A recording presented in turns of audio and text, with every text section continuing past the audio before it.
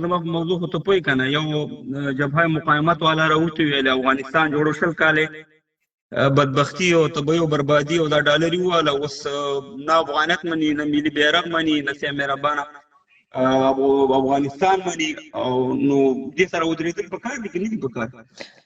زه به یوه خبره وکړم ورور جانه، داسې کار دی چې نه مقاومت جبهه ورته منم او نه ورته اسلامي امارات منم. زما یو هغه شخصیت چې کوم د منځه تللی دی زما همغه دی، تر مرګه پورې به مې چې پیدا شوی م همغه به مې اسلامي جمهوري، دا زما مقاومت دی، دا زما اسلامیت دی، دا زما هر څه دی. دا چې مقاومت په ځان ته مقاومت وای دی، هغې وخت کې هم لغنډرتوب کوو، انسان وژنه به یې کوله، او چې دا اوس ځان ته اسلامي او جهادي او مجاهدین وای، دا نه اسلامیت لري نه پسې راتېر شه، کوم د اسلام کار په دې کې شته دی، او هېڅ دا د پاکستان غلامان دي، هېڅ د سړي زامن نه دي. کو دی کوم ښه کار کړی موږ به یې ستاینه کوو. یو خبره ته کوم کو چې د کوم ښه کار دی کړی موږ به یې ستاینه کړې وه، موږ به یې ستاینه کړې وه، خو دی یو داسې کوم یو د سړیتوب کار نه دی کړی چې موږ د ستاینه وکړو.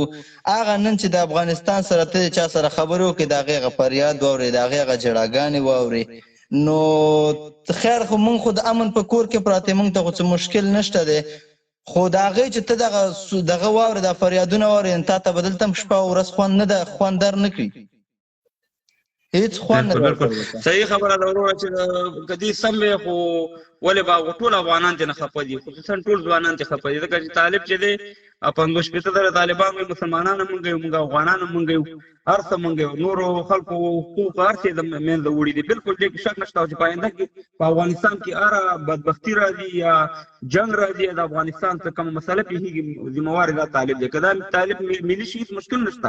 بالکل منم یې درسره.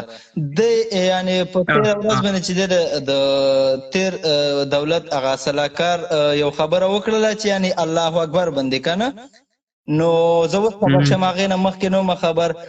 دی دا د طالبانو دا ویان چې کوم دی ځان ته چې د مجاهد وایي، دا په نوم باندې مجاهد د نور، او زه داسې مطمئن دغه ورکومه چې یعنې راځه زه یو عام وګړی یم په اسلام باندې، خیر د صرف په مونځ او اودس او په دې خپلو ارکانو باندې پوهېږم، زما سره دې کښېني چې ما په اسلام کې دې ته ماتې ور نه کړله، نو زه بیا چې دی بیخي د هغه چې څه شی ما ته وایي زه ورته هغه منم. دې ویلي چې یعنې هغه الله اکبر ناره چې په تېر وخت کې مونږ کړې وه که نه، دې ویلي چې یعنې الله اکبر ناره چې دا کفري ناره دی، او دا الله اکبر چې اوس ناره که موږ کوو دا زموږ ناره ده. نو آیا چې الله اکبر یو سړی ووایي نو دا خو مسلمان دی، کافر خو الله اکبر نه وایي که نه، کافر خو دونه وزګار نه چې ستا الله اکبر ته الله اکبر ووایي که نه.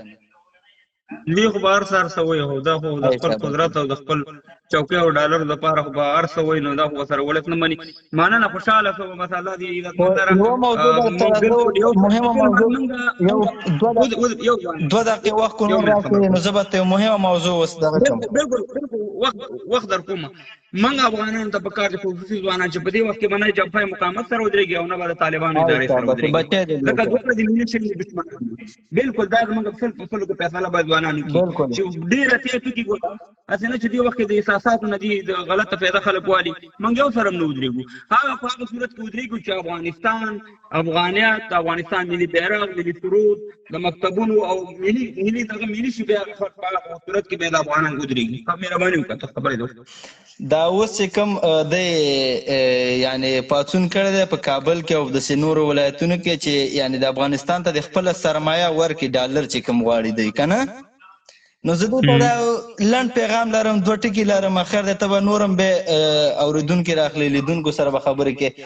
زه 2 ټکي دې ته وایم چې ته امریکا ته ماتې ورکې او ته وایې چې یعنې په جمهور باندې چې ما امریکا ته ماتې ورکړله، نو طالبه ته ولې به هغې ته سوال کوې چې زما روپۍ ما ته راکړه؟ ته خو سوپر طاقت یې بیا که نه، ولې هغې ته په زور باندې نه وایې چې ما ته مې روپۍ راکړه؟ کوی نه راکړې، زه دې نه په زور اخلم، نو سوال ورته بیا څه کوې؟